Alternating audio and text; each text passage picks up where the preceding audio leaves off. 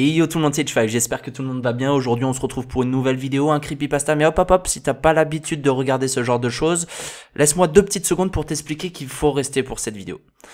Ou si tu n'aimes pas forcément trop les creepypastas, je te conseille au moins de regarder cet épisode puisqu'il va être en 9 parties. Ryan Reynolds, pour ceux qui ne connaissent pas, ancien mannequin, acteur et aussi producteur, va produire cette histoire sous forme de film. Cette histoire que je vais vous raconter va être interprétée au cinéma. Elle n'a pas été faite, à ma connaissance, en français, puisque tout est en anglais, donc j'ai fait un travail de traduction là-dessus. Donc je remercie Jordi qui m'a envoyé en fait cette histoire et qui m'a fait part de ce projet. Et je suis très heureux de pouvoir vous le proposer. J'ai commencé à traduire le premier épisode et ça annonce que du lourd pour les 9 prochains. Alors surtout, soyez présents, n'oubliez pas de commenter, liker et surtout mettez-vous dans l'ambiance avec de l'eau, à boire, à manger, du coca, du sopalin, votre main droite ou votre main gauche. Fermez les volets, c'est parti pour ce creepypasta en 9 parties qui s'appelle No Sleep. J'écris ceci parce que, à partir de maintenant, je ne suis pas sûr d'être au courant d'un terrible secret ou d'être tout simplement fou. En tant que psychiatre praticien, ça serait évidemment mauvais pour moi, tant du point de vue éthique que du point de vue des affaires. Cependant, je n'arrive pas à croire que je suis fou. Je vous envoie cette histoire parce que vous serez probablement les seuls à penser que c'est possible. Pour moi, c'est une question de responsabilité envers l'humanité. Avant de commencer, permettez-moi de dire que j'aimerais pouvoir être plus précis au sujet des noms et des lieux que j'ai mentionnés ici, mais j'ai besoin de garder mon emploi. Et je ne peux pas permettre d'être sur la liste noire du système hospitalier comme quelqu'un qui dévoile des secrets des patients, peu importe le cas. Ainsi, bien que les événements que je décris dans ce récit soient vrais, les noms et les lieux ont dû être déguisés, afin que je puisse garder ma carrière tout en essayant de garder mes lecteurs en sécurité. Voici quelques détails que je peux vous donner. Mon histoire s'est déroulée au début des années 2000 dans un hôpital psychiatrique aux États-Unis. À l'époque, j'étais en résidence et j'ai été chargé d'aider les médecins-chefs dans leurs diverses tâches, y compris la thérapie, les ordonnances, etc. Normalement, un résident ne fait pas le travail médical par lui-même. Vous êtes juste supposé regarder et apprendre. En tout cas pour la plupart. Cependant, dans cet hôpital, le personnel était tellement surchargé que j'ai fini par devenir moins un assistant de médecin-chef et plus un égal officieux des leurs, puisque j'ai reçu peu ou pas d'aide avec les patients qu'on m'avait demandé de traiter. Cela a peut-être contrarié certains résidents, mais j'ai trouvé cela très rafraîchissant et instructif. J'avais obtenu mon diplôme de l'une des meilleures facultés de médecine du pays et j'avais accepté ce poste principalement parce que je voulais rester près de ma fiancée à l'époque, qui venait de terminer sa dernière année d'université et c'était le seul hôpital près de son école. Mes professeurs ont essayé de m'en dissuader en me disant qu'un tel rendez-vous était indigne de moi et que je pouvais aller avoir de meilleures perspectives, mais mon cœur l'a emporté sur ma raison et donc sur mon portefeuille. De plus, je me suis dit que ça serait qu'un travail que je prendrais pendant 1 an, jusqu'à ce que ma fiancée ait terminé ses études et qu'elle soit libre de continuer à vivre avec moi. Si j'avais su que cette année allait être aussi étrange, j'aurais reconsidéré la question. Vous ne serez probablement pas surpris d'apprendre que travailler dans un hôpital psychiatrique, surtout dans un hôpital en sous-effectif, est à la fois fascinant et ennuyeux. D'un côté, vous rencontrez des gens qui ont une vision du monde qui serait sombrement comique s'ils ne causaient pas autant de souffrance. Un de mes patients, par exemple, a essayé désespérément de me dire qu'un club du premier cycle d'une certaine université d'élite gardait une sorte de monstre géant mangeur d'hommes au nom imprononçable dans le sous-sol d'un restaurant local, et que ce même club y avait donné à manger sa compagne. En fait, l'homme avait apparemment eu une crise psychotique et a tué sa compagne lui-même, mais ce n'était pas la peine de lui dire. Un autre, pendant ce temps, était sûr qu'un personnage de dessin animé pour enfants était tombé amoureux de lui et avait assassiné un artiste d'internet au hasard pour l'avoir représenté d'une manière qu'il trouvait humiliante. Ensuite, il y avait ces 3 hommes noirs, âgés, qui se prenaient tous pour Jésus, ce qui les faisait tous crier les uns sur les autres chaque fois qu'ils entraient dans la même pièce. Le plus drôle, c'est que l'un d'eux avait une sorte d'expérience en théologie et criait des citations aléatoires de saint Thomas d'Aquin ou autres, comme si cela le rendait plus authentique pour sa prestation au titre de sauveur. Encore une fois, ça aurait été drôle, si leur situation n'avait pas été aussi déprimante et désespérante à regarder. Mais, même au sein d'une telle société, chaque hôpital a au moins un patient qui est bizarre, même pour le service de psychiatrie. Je parle du genre de personne à laquelle même les médecins ont renoncé, et à qui tout le monde accorde une large place, peu importe son expérience. Ce type de patient est évidemment fou, mais personne ne sait comment ils en sont arrivés là, ce qu'ils savent. Cependant, c'est que cela vous rendra fou d'essayer de découvrir. Notre patient était particulièrement bizarre. Tout d'abord, il avait été amené à l'hôpital alors qu'il était tout petit et avait réussi à rester à l'hôpital pendant plus de 20 ans, malgré le fait que personne n'avait jamais réussi à établir son diagnostic. Il avait un nom, mais on m'a dit que personne à l'hôpital ne s'en souvenait parce que son cas était considéré comme tellement insoluble que plus personne ne prenait la peine de lire son dossier. Quand les gens devaient parler de lui, ils l'appelaient Joe. Mais personne ne lui a parlé parce qu'il n'est jamais sorti de cette cellule. À peu près tout le monde a été encouragé à rester loin de lui. Point final. Apparemment, tout contact humain, même avec des professionnels qualifiés, a aggravé son état. Les seules personnes qui les voyaient régulièrement étaient celles qui devaient changer ses draps et qui devaient s'assurer qu'il prenne bien ses médicaments. Étant un jeune médecin ambitieux, avec beaucoup de notes et peu de modestie, j'étais fasciné par ce patient mystérieux. Et dès que j'ai entendu parler de lui, j'ai décidé que c'était à moi de le guérir. Au début, je n'ai parlé que comme d'une plaisanterie passagère et tiède, et ceux qui m'ont entendu en ont bien ri, comme d'un enthousiasme mignon et jeune. Cependant, il y a une infirmière à qui j'ai confié sérieusement mon souhait de m'occuper de ce patient. Par respect pour elle et pour sa famille, je vais l'appeler Nessie. Et c'est avec elle que cette histoire commence vraiment. Je devrais dire quelques mots sur Nessie et pourquoi je lui ai parlé en particulier. Alors, Nessie était à l'hôpital depuis qu'elle avait émigré d'Irlande pour la première fois dans les années 70. Techniquement, elle était infirmière de nuit. Mais en jugé par ses heures de travail, on pourrait croire qu'elle vivait à cet endroit et qu'elle semblait toujours disponible.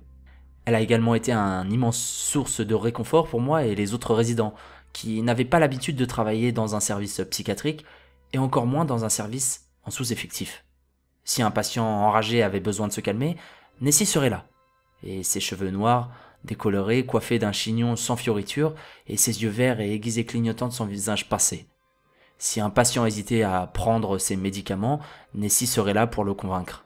Si un membre du personnel était absent pour une raison inexpliquée, Nessie semblait toujours être là pour le remplacer. Si tout avait brûlé, je suis presque sûr que Nessie aurait été celle qui aurait dit à l'architecte comment le reconstruire comme il l'avait été. Rien que cela aurait été une raison suffisante pour que je l'aborde avec mon ambition plutôt naïve. Mais il y avait une autre raison, en plus de tout ce que j'ai dit. C'est que Nessie était l'infirmière de nuit, à qui on avait confié la tâche d'administrer les médicaments à Joe, lui-même. Et était donc l'une des rares personnes à lui parler régulièrement, de quelque sorte. Je me souviens très bien de cette conversation. Nessie était assise dans la cafétéria à l'hôpital, une tasse de polystyrène usée, pleine de café, qu'elle tenait dans ses mains, étonnamment ferme. Je pouvais dire qu'elle était de bonne humeur parce que ses cheveux étaient tombés. Et Nessie semblait adhérer à la règle selon laquelle plus elle était blessée, plus ses cheveux devaient être retendus. Le fait qu'elle ne l'ait pas fait signifie qu'elle était probablement aussi détendue que je ne l'aurais jamais vue depuis des mois. Je me suis rempli une tasse de café, puis je me suis assis en face d'elle. Me voyant, son visage s'ouvrit, et un rare sourire sans surveillance s'illumina. Elle inclina la tête en saluant. « Salut Parker. Et comment va l'enfant prodige résident ?» me demanda-t-elle, sa voix apportant encore une légère intonation irlandaise, ce qui la rendit d'autant plus réconfortante. J'ai souri en retour. Lui répondis-je, apparemment suicidaire. « Oh, mon Dieu, dit-elle avec un faux souci, dois-je vous donner un peu d'antidépresseur ?»« Non, rien de tout ça. Non, quand je dis suicidaire, je veux dire que je pense à faire quelque chose que tout le monde trouvera stupide. Et comme c'est insensé, tu viens parler au plus vieil imbécile de la salle. Non, je ne voulais pas dire ça, j'ai protesté. Évidemment, mon garçon, ne chie pas dans ton froc, dit-elle d'un geste apaisant. Alors, c'est quoi cette cascade à laquelle tu penses? Je me suis penché, me permettant une pause dramatique avant de lui répondre. Je veux essayer une thérapie avec Joe. Nessie, qui s'était aussi penchée pour entendre ce que je disais, s'est assise si soudainement et si frénétiquement qu'on aurait pu croire qu'elle avait été piquée. Il y a eu un éclaboussement lorsque sa tasse à café s'est envolée vers le sol. Elle s'est fermée comme par réflexe. Jésus, Marie-Joseph, respira-t-elle, son accent irlandais s'épanouissant. Ne fais pas de blagues à ce sujet, espèce d'abruti. Ta mère ne t'a jamais dit de ne pas effrayer les pauvres vieilles dames? Je ne plaisante pas, Nessie. Vraiment. Mais elle m'a coupé les vivres. Oui, vous plaisantez. C'est tout ce que vous devriez faire, toujours. Ses yeux verts étaient furieux de colère maintenant, mais je pouvais sentir en la regardant que ce n'était pas de ma faute. Elle ressemblait à un ours qui venait de sortir son petit du danger. Doucement, j'ai posé une main sur son bras. Je suis désolé, Nessie. Je voulais pas te faire peur.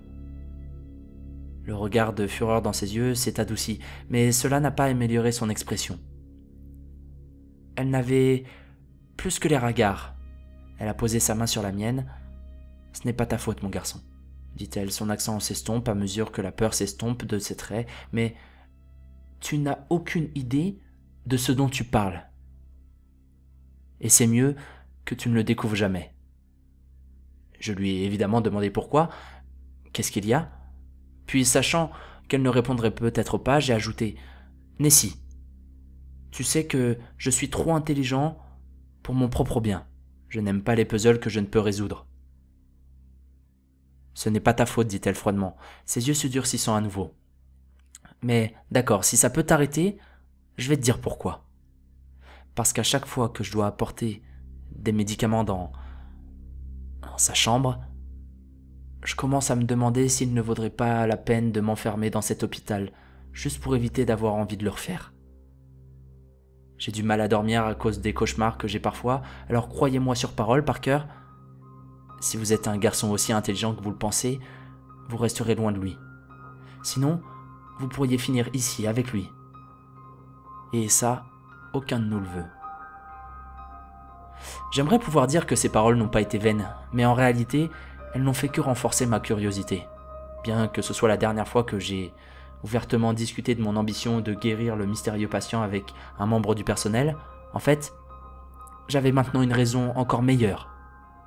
Et si je pouvais le guérir?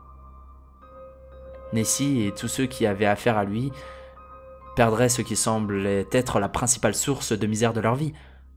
Je devais trouver le dossier sur lui et voir si je pouvais trouver un diagnostic. Mais à peine avais-je décidé de suivre ce plan que j'ai rencontré un gros problème. Puisque personne ne s'était donné la peine de se rappeler son nom, demander son dossier aurait été difficile dans les meilleures conditions. Pire encore, l'hôpital était ridiculement en retard dans la numérisation de ses anciens dossiers, ce qui signifiait que je devais trouver un moyen de convaincre le service des archives de me le faire voir. Une fois, j'ai essayé de le demander en disant qu'il ne pouvait pas y avoir plus d'un dossier qui correspondait à ce qu'il y avait, mais dès que la commis aux archives de service a réalisé à qui je m'adressais, elle m'a dit de quitter son bureau en des termes si colorés que j'ai compris qu'il ne fallait pas insister. Finalement, j'ai trouvé une solution. La commis aux archives qui m'avait crié des obscénités ne travaillait généralement que du lundi au vendredi. Et elle était remplacée par quelqu'un d'autre la fin de semaine. Je savais toujours pas quoi chercher, mais j'ai décidé d'agir sur l'intuition que le nom Joe devait venir de quelque part. Bien sûr, je ne pouvais pas entrer et demander à voir tous les patients dont le nom aurait pu être abrégé en Joe sans éveiller les soupçons. Mais je savais que le commis au dossier s'attendrait probablement à ce que les résidents posent des questions stupides. J'ai déposé une demande de congé le samedi suivant qui a été rapidement approuvée. Et j'ai attendu avec impatience. Quand la journée a enfin commencé, je me suis précipité à la salle des dossiers de l'hôpital. Là, j'ai demandé au vieil homme très apathique, maintenant assis dans le bureau des archives, s'il pouvait me laisser jeter un coup d'œil à la section J. Parce que je pensais qu'un des vieux qui se prenait pour Jésus avait peut-être saisi ce nom, qu'il était proche de son propre vrai nom. C'était une théorie ridicule, mais même pour un étudiant de première année en psychologie, le gars des dossiers était manifestement trop intéressé à revenir à ce qu'il avait caché sous le bureau pour s'en occuper. Il m'a laissé entrer, m'a donné des indications pour aller où je voulais, et m'a dit avec insistance qu'il valait mieux que je range ces putains de dossiers, quand j'avais fini avant de se recroqueviller dans son fauteuil. Il n'avait pas besoin de me le dire deux fois. J'ai presque couru jusqu'à la section qu'il m'avait indiquée, et j'ai rapidement commencé à trier le grand nombre de dossiers avec Joseph, Jonah ou même Joe, comme nom de liste. J'ai immédiatement ignoré tout ce qui avait été entré après 1990, puisque je savais que le patient que nous avions était censé être plus âgé que cela. Mais il me restait encore des centaines de dossiers. Cependant, la plupart d'entre eux ont été facilement rejetés également, car la plupart d'entre eux portaient des documents montrant que les patients concernés étaient morts ou avaient été libérés. Il ne me restait plus qu'une poignée de dossiers une fois ma recherche terminée. 2 schizophrènes paranoïaques que j'ai reconnus comme 2 membres du trio Jésus. Mon excuse de base, au final, n'était pas si idiote. L'un d'eux montrait la photo d'un homme chauve que j'ai reconnu comme l'amant du dessin animé. Et puis, il y eut le dernier. Je n'écrirai pas le nom complet du patient, mais son prénom était bien Joe. Il avait été admis pour la première fois en 1982, à l'âge de 6 ans. Et il était marqué comme étant toujours en détention à l'hôpital. Le dossier était tellement couvert de poussière que je doutais que quelqu'un l'ait ouvert en 10 ans, et si épais qu'il avait l'air de pouvoir éclater. Mais les notes cliniques étaient toujours là, et étonnamment en bon état, avec une photo grossière en noir et blanc d'un garçon aux cheveux clairs, donnant à l'appareil photo un regard écarquillé. J'avais l'impression de fixer un prédateur.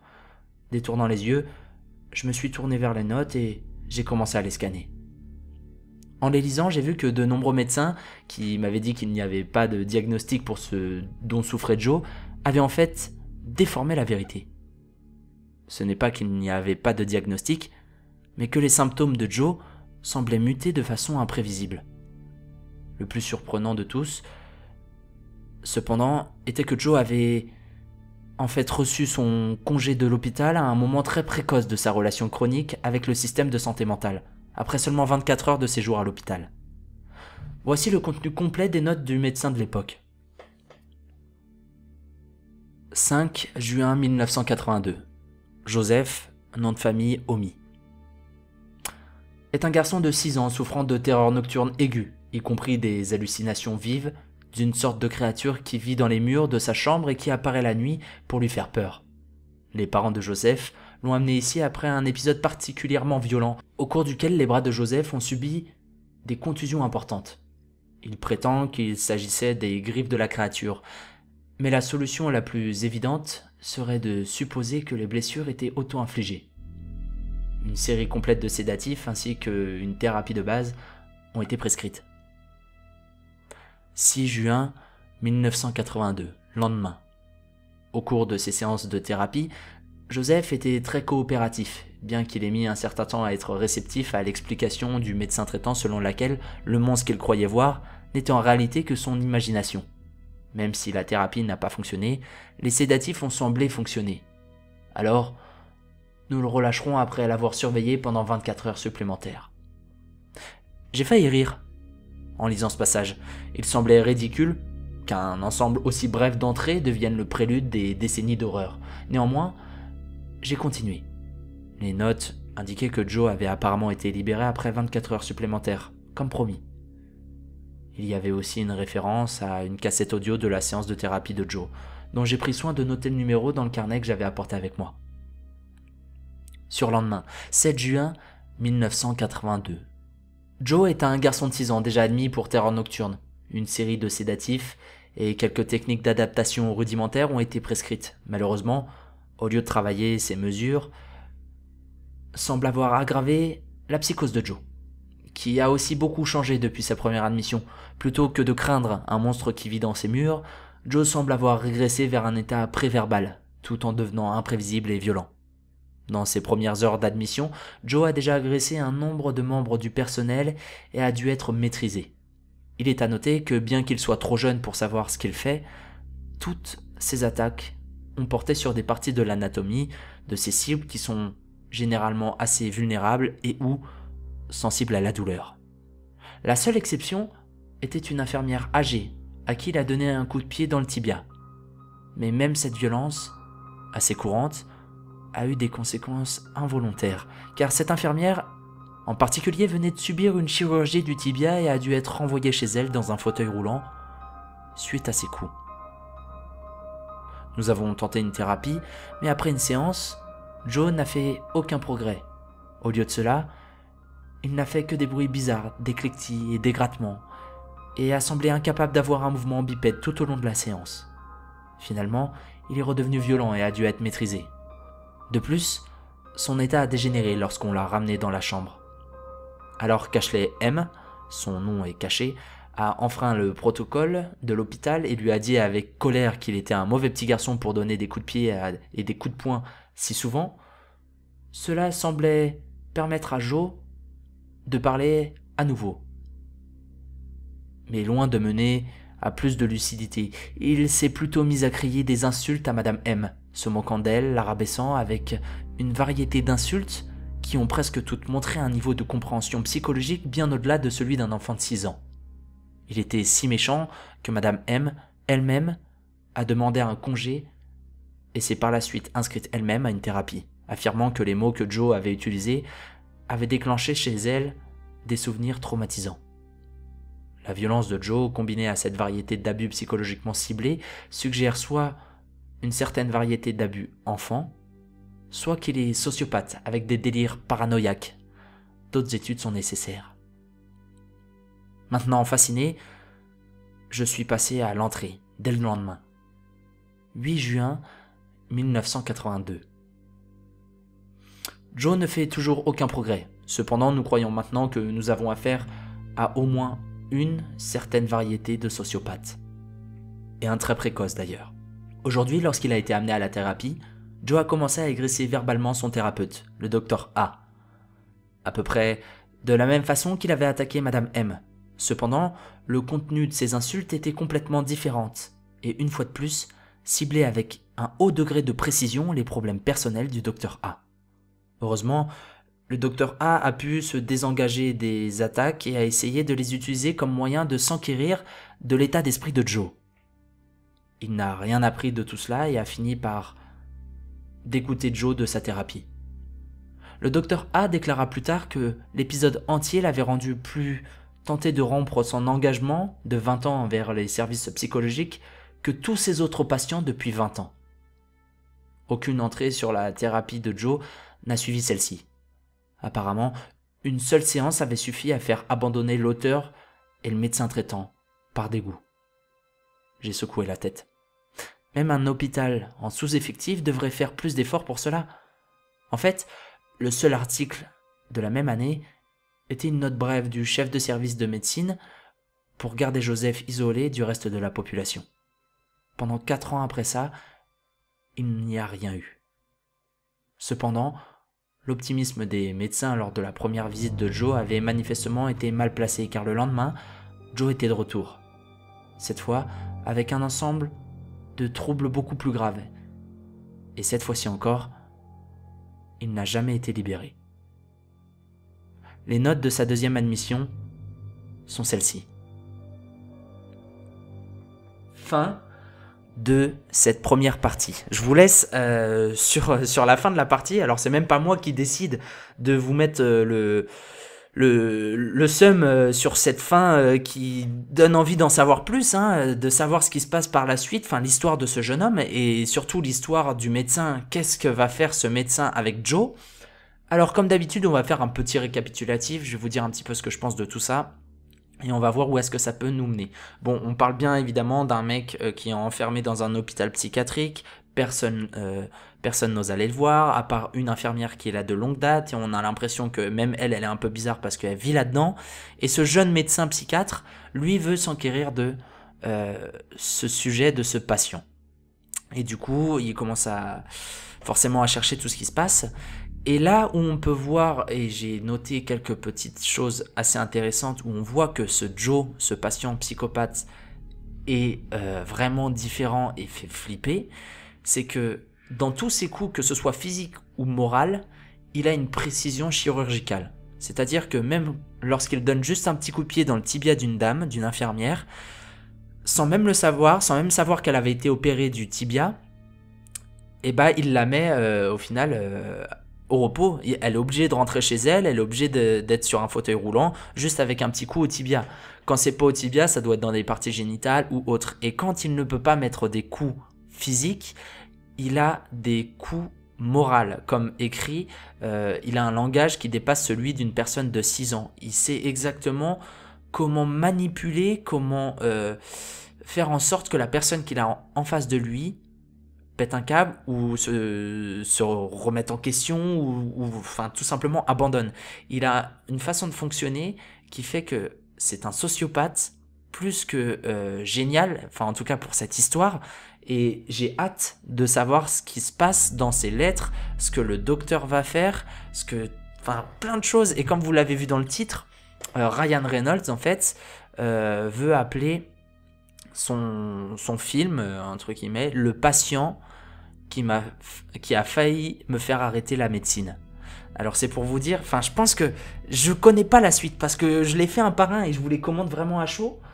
Je pense que il y a moyen que ce soit gore, il y a moyen que ce soit, c'est super bien écrit, il y a vraiment beaucoup de choses à interpréter là-dedans.